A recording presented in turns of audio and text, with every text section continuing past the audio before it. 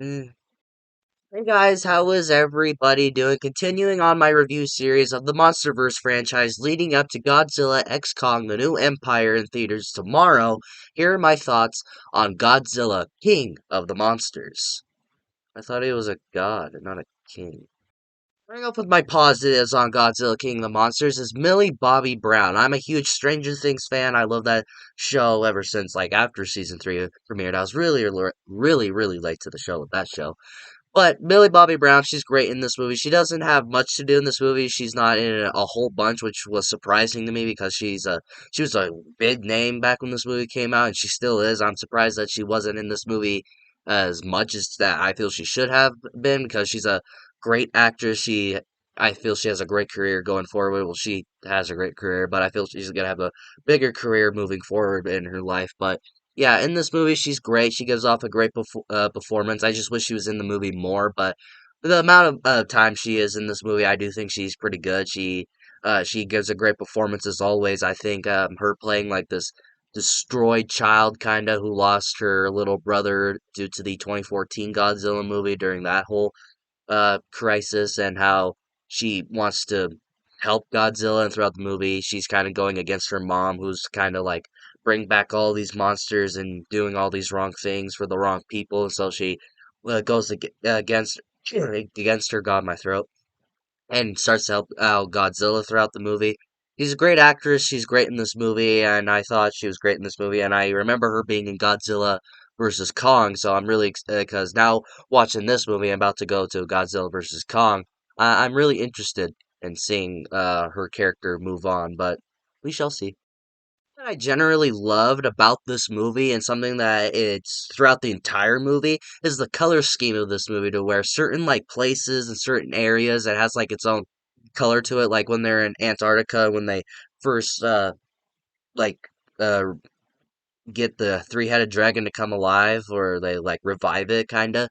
That whole scene where it's taking place in Antarctica. I really like how that whole area and that whole scene throughout the entire movie when they're the entire moment when they're in Antarctica in this movie, to where it's just completely blue, and to when they are in other places that's yellow. One of my favorite moments in this movie, besides from the Antarctica, how it's just completely blue, is when the fire dragon guy, or the fire lord or something like that. I forget the monster that they called him that, and how it's a really darkish orange type thing, to where it kind of matches fire, and how it's also in Mexico. It also kind of has filters of the piss filter, as I like to call the yellow scheme of when it's always in Mexico.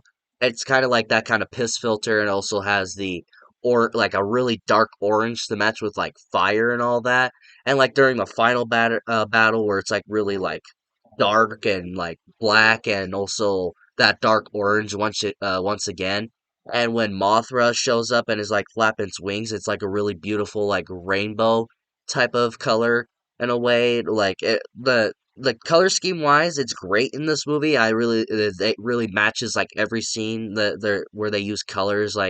It's just simple scenes after they revive the three-headed dragon, and when they're sitting in a room and it's just completely yellow, stuff like that I thought was great. I think that the use of colors in this movie was great. It matched every scene, and how they just made that entire sequence, that entire color, and it was used in a great effect. I really enjoyed it. That's nothing I really talk about, but it's something throughout this entire movie I really enjoyed, and it's something I really liked to see in this movie, where I don't really talk about it much, but I did like seeing it in this film. Speaking of the three-headed dragon, the main villain of the three-headed dragon, he's awesome.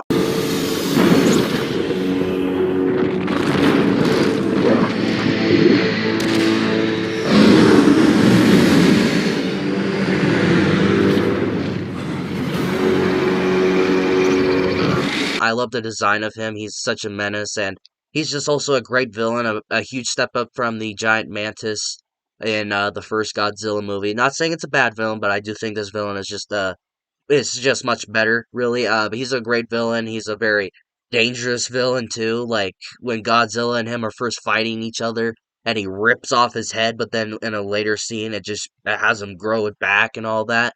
That's a great scene in how the use how his powers like electricity instead of like breathing fire, it breathes electricity. That was badass. I really liked that. That was something I thought was really cool in this movie. The three-headed dragon, so far in the entire MonsterVerse, is my favorite villain, but we shall see moving forward. But yeah, it was a great villain. I thought it was a really cool villain. It was very menacing, and it was probably the most dangerous out of all of them.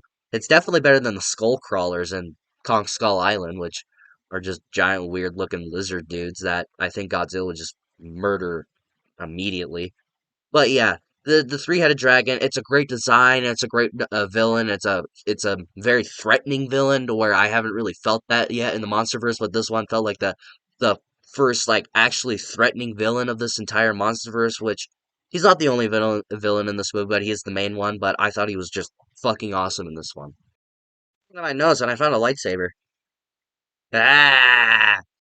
Speaking of like other monsters in this movie and not talking about the three-headed dragon, I did like seeing more monsters in this movie to where this movie definitely lives up to its title, King of the Monsters, and there's a bunch of monsters in here. It pays tribute to the older Godzilla movies when it comes in with Mothra, and they have like a pretty cool joke in here. It's just like, so Godzilla and Mothra are like doing it. Like Mothra doesn't really do much in this movie until they he or she, excuse me, shows up for the final battle to help Godzilla out.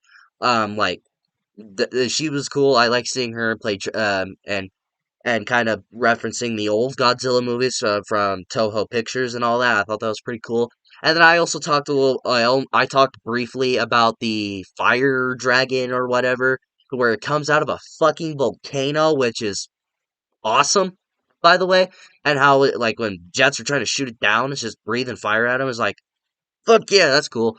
I like seeing other monsters in here. And it's not just seeing Godzilla versus the three-headed dragon, but it's actually fighting other monsters except for Mothra. I thought that was really cool, and how this movie is like talking about other monsters and other titans, I guess you could say, to where they show other titans and like where they're showing them reviving them. There's also a fucking mammoth in this movie. It's like I forgot about the mammoth. Holy shit, I forgot about that. But yeah, I like seeing the other monsters. We only get to see other ones very briefly in like a quick like sequence where they're showing off all the other monsters and why they need to save them. Like that was a cool scene where they're showing off all the other monsters and or titans, I guess you could say. I like seeing all the other cool monster designs and all these other monsters to where it really shows that Godzilla needs to be a king or a god because being a king is Kong's job. Ah, get it, King Kong? I'm bad with jokes. My mixed aspects, and I don't really know how I feel about this really. And there's like this weird device in this movie to where it wakes up monsters and kind of controls them, kind of to where you can make like a noise so them to focus on you, or make like a noise to stop focusing on you, or whatever. It does stuff like that, but also wakes up the other titans or monsters, whatever the fuck you want to call them. But I don't really know how I feel that was the device that wakes them up or controls them to where when it's kind of controlling them or making them like not focus on you, that kind of makes the Titans look kind of weak and it doesn't look like they have their own state of mind, kind of. Where I just don't know how I feel about that. I do think the device is cool and how they needed a way to wake up the monsters apparently, but and it doesn't really play a big part in this movie. The only times it really has the shine is just waking up the Titans, really. That is its big part in this movie, and it doesn't really play a part, like, at the end of this movie, really. Or maybe it does, I just can't remember. But, yeah, I just don't know how I feel about it, the design of it. Either it just looks like a radio-ish type thing, like you would see in, like, war movies or whatever. I just don't know. I just don't know how to feel about it. It's not like a negative standpoint, but I also just eh. On my negatives, and this movie has like a huge problem with me when it comes to the human characters. So basically, all these negatives are about the humans. So take that with a grain of salt. This family drama bullshit going on in this movie, it's boring and it's just not interesting to me. It's built, excuse me. Mostly what this movie is about family drama, which I talked about Millie Bobby Brown, who I think is great. But basically, what this entire movie is with its human characters and not focusing on the monsters or the titans, it's family drama to where a father and a mother and Millie Bobby Brown, they lost their brother and son due to the actions in the 2014 Godzilla movie when the giant Moth and Godzilla were fighting and collapsing buildings in the final fight, but it also ended up killing their son in that film, apparently, and you see that at the very beginning of the movie, so that's not really a spoiler. But, but the movie really focuses on that, and it kind of loses your interest to where they don't really explain why the mother and the father like went their separate ways or why the dad decided to go look at wolves or whatever. I guess they don't really explain that, and then the mom is like rev kind of reviving these titans and bringing them back to life because that's something about their son or political bullshit. And then like Millie Bobby Brown and her mom in the movie, they start arguing about that. It's like that's not what the brother would have wanted.